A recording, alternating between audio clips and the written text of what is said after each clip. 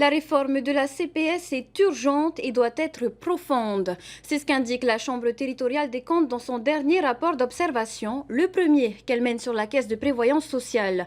L'organisme ne parvient plus à faire face à ses obligations et il a dû contracter deux prêts de 9 et 7 milliards de francs remboursables dès 2024.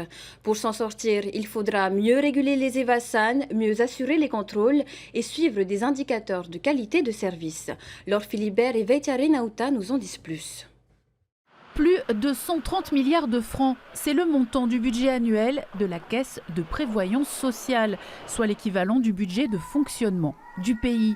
Le principe se base initialement sur un système d'équilibre entre contributeurs et bénéficiaires.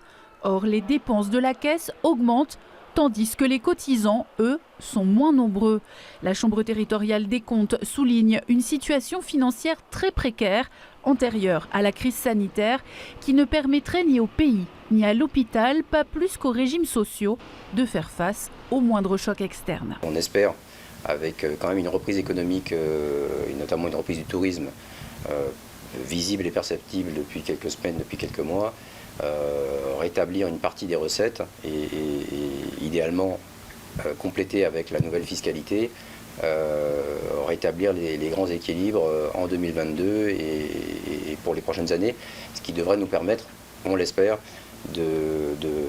d'assurer l'ensemble des prestations et de procéder au remboursement des crédits. Près de 6 agents de la CPS sur 10 effectuent principalement des tâches de saisie manuelle ou de scan de pièces administratives.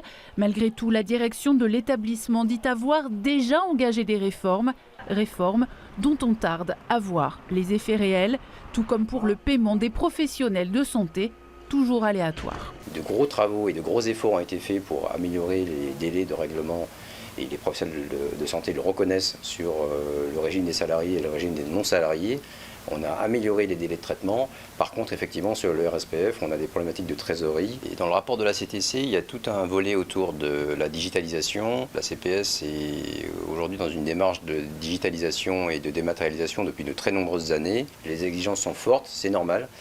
Nous, on travaille au quotidien pour répondre aux attentes. Mais ça va passer aussi par des décisions fortes de la part du conseil d'administration. Des promesses de changement à venir avec la mise en place d'une nouvelle gouvernance à la tête du conseil d'administration de l'organisme, bloqué depuis des mois et qui doit se réunir dans une semaine. Mais pour la CTC, l'heure n'est plus au report ni aux ajustements modestes, mais à la conduite d'une vision d'ensemble partagée et transparente si l'objectif est de préserver le modèle social construit depuis plus de 50 ans.